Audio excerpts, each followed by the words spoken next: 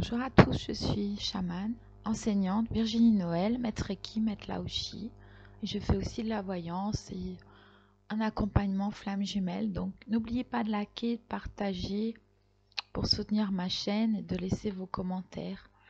Dans ce volume 3, qui est un extrait en fait de mon livre L'amour inconditionnel des flammes jumelles, j'ai écrit 3 tomes sur les flammes jumelles que vous trouvez sur Amazon, la Fnac, en version e-book ou papier. Je vais aborder le sujet des switches. Les flammes jumelles, c'est d'abord un cheminement parsemé d'obstacles et d'embûches, d'opposition de l'ombre, surtout notre propre part d'ombre.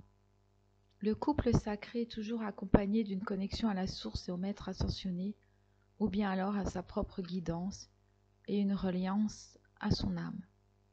Ces reconnexions sont d'une grande aide pour surmonter toutes les épreuves jalonnant ces parcours de lumière. Le switch correspond à une des étapes pour les flammes jumelles. Il peut y avoir plusieurs switches qui ont tendance à s'estomper au fur et à mesure que les flammes se libèrent des 2 rôles runner-chaser. La reconnaissance, les retrouvailles, la période de crise, les nuits noires de l'âme, les séparations, les transformations, les guérisons, les évolutions caractérisent ces prises de conscience. Les polarités sont en place dès le départ. L'un des jumeaux est à dominante yang, le chaser, celui qui pourchasse, et l'autre à dominante yin, le runner, le fuyant. Je sais que ces dominantes surprennent, surtout que le chaser est souvent une femme, porteuse de l'énergie masculine yang. Les 2 flammes sont porteuses de 2 énergies, de 2 polarités dont parfois une domine, puis l'autre, pour ensuite s'équilibrer dans la flamme. La flamme équilibrée donc yin-yang à égalité. Les périodes de séparation sont douloureuses et les jumeaux ne comprennent plus du tout leur moitié. Ainsi, des périodes de switch interviennent pour aider les flammes jumelles à se placer dans la peau de l'autre et dans sa tête grâce à une inversion des rôles. Cette inversion permet à chacun d'effectuer l'autre part du travail. Ainsi, le runner réalise pendant le switch qui dure de quelques jours à quelques semaines tout le travail de compréhension du lien, ainsi que de nombreuses recherches et des purifications. Un travail de guérison. Au cours des switches, le chaser devient le runner. Il approfondit le travail d'introspection et de guérison des blessures, notamment celles d'abandon et de rejet. Ils comprennent ainsi bien mieux leurs jumeaux, ainsi que ses réactions, ses peurs et ses émotions. Le chaser, quand il devient le runner, il apprend en fait à tenir compte des opportunités du hasard, à lâcher prise et à ne pas trop planifier sa vie et à savoir saisir sa chance. Le switch est une étape obligatoire du parcours de flamme, tout comme la séparation avec sa compensation. L'étape du switch permet aux jumeaux d'avancer dans leur évolution spirituelle en progressant plus rapidement et en débloquant des situations. Il est certain que les polarités dominantes demeurent, les chasers restant malgré tout le chaser, mais un chaser teinté de runner et vice-versa. Cette étape ne dure qu'un laps de temps, court généralement, mais elle peut se réitérer. Le but étant aussi d'harmoniser des énergies afin de permettre aux 2 polarités de s'équilibrer à l'intérieur des jumeaux. La finalité est d'effacer le plus possible les 2 rôles runner et chaser.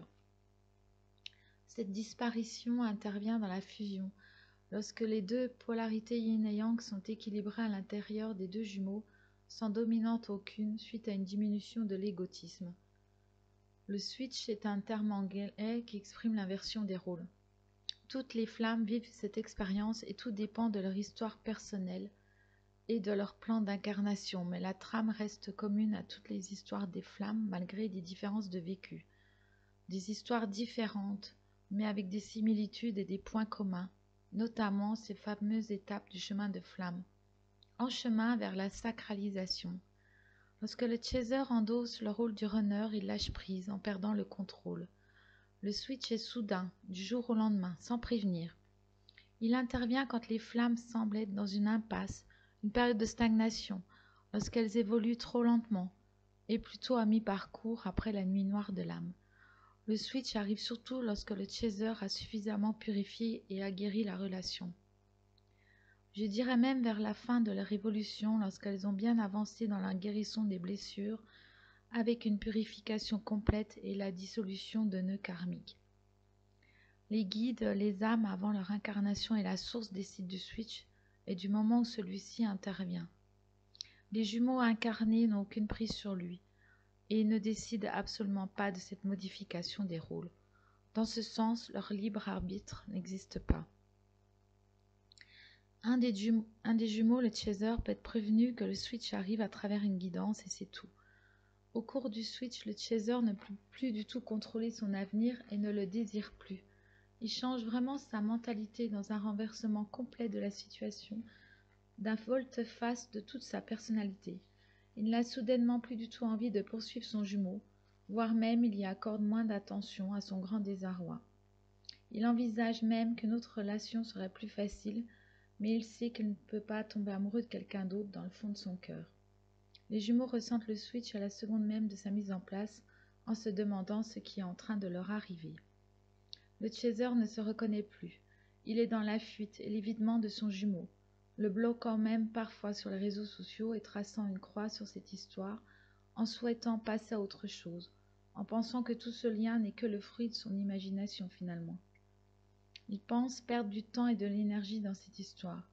Il peut aussi penser qu'il peut désormais vagabonder en toute liberté, en laissant le hasard intervenir dans sa vie, et pourquoi pas rencontrer quelqu'un d'autre. Il a tendance à rejeter son jumeau, mais plus doucement. Ce rejet et cette fuite permettent aux deux personnes de travailler à tour de rôle les blessures d'abandon et de rejet. Dans sa fuite, le chaser comprend les raisons de ses peurs et en quoi son jumeau le dérange cette fois-ci, lui qui le poursuivait tant auparavant.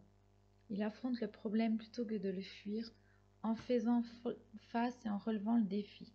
Un autre effet miroir, finalement. Cette phase d'inversion permet au chaser de se reposer de toutes ses recherches, de ses grandes guérisons énergétiques et de toutes ses intenses purifications très fatigantes. Cette période de repos donne l'occasion au chaser devenu runner d'approfondir son travail d'introspection, de plonger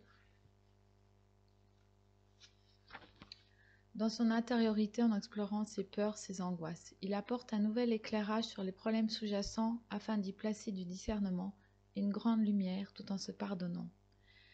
Surtout, je rajoute là que le chaser apprend à vraiment placer ses limites et à se faire respecter et voilà, par rapport à son runner.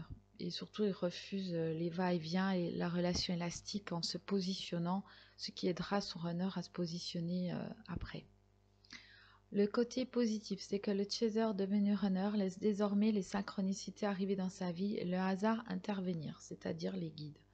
À travers les yeux de son jumeau et en devenant le runner, il envisage tous les possibles au lieu d'être trop contrôlant et de finalement réduire le champ des possibles. Au cours du switch, le chaser intègre que laisser le contrôle à la source est certainement moins fatigant pour lui. Elle lui ouvre les portes ô combien nombreuses d'un avenir plus prospère. Le chaser s'aperçoit qu'il est armé et équipé pour faire face aux situations. Il a ainsi plus confiance en lui et en sa foi. Lors de cette période transitoire importante, les flammes saisissent qu'elles bénéficient en permanence de l'énergie de la source qui les dynamise en les rendant plus performantes et moins fatiguées de toutes ces fluctuations et ces modifications dans leur destinée. Le destin des flammes change et évolue en même temps qu'elles. Des portes s'ouvrent, des opportunités apparaissent ainsi que des coups de chance. Ainsi le chaser est maintenant capable au cours du switch de saisir au vol tous ces cadeaux du destin de la source, c'est-à-dire en lâchant prise et en laissant le hasard intervenir dans sa vie. Comment ? Tout simplement en vivant l'instant présent, et c'est une grande leçon pour le chaser, sans se projeter sans cesse dans le futur. Le chaser vit pleinement son incarnation sur Terre au cours du switch. Il s'amuse de plus en plus. Il est aussi plus tourné vers les autres, vers le monde extérieur. L'énergie de la source le rend plus fort pour passer facilement tous les obstacles avec des coups du pouce du destin en prime.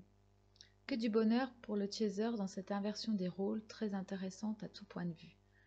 C'est une période de repos et d'ouverture pour lui, avec une modification importante de son avenir pendant laquelle son arbre de vie évolue naturellement à lâchant prise. Le chaser s'autorise plusieurs destins et plusieurs avenirs possibles pendant les switches. Il a ainsi désormais le choix de sa destinée. Ce sont des périodes pendant lesquelles les guides travaillent sur les différents plans d'incarnation des deux jumeaux en ouvrant le champ des possibles. Plusieurs destinées pour eux suivant leur choix futur et leur libre arbitre. Ainsi, les jumeaux bénéficient du meilleur destin possible pour eux, cadeau du destin. Les objectifs clairs et précis posés par le chaser n'étaient pas forcément son chemin de lumière et son meilleur avenir pour lui, ou ne servait peut-être pas assez la future mission commune des flammes. Bref, cela ne satisfaisait pas assez la source. Durant le fameux lâcher-prise du switch, la source peut enfin intervenir pour adapter au mieux les intérêts du collectif avec ce chemin de lumière. Le chaser a soudainement une envie irrépressible de voyager, peut-être une forme de fuite, pense-t-il, une envie de découvrir, d'explorer, mais dans le fond, c'est aussi une autre manière de servir la source divine. En effet, il est nécessaire d'être à certains endroits précis afin de diffuser la lumière. Les flammes jumelles agissent, tout comme les starseeds qu'elles sont ou les indicos, sur des points d'acupuncture de notre planète. Elles contribuent à la restauration de la grille magnétique de protection de Gaïa. Donc pour la suite, vous pouvez trouver mon livre sur Amazon ou dans la FNAC en version e-book. Voilà, ou me le commander directement vers moi. J'espère que cet extrait vous a ravi et je vous dis à bientôt pour d'autres vidéos. Merci à vous. Merci de vous abonner, d'aimer, de partager.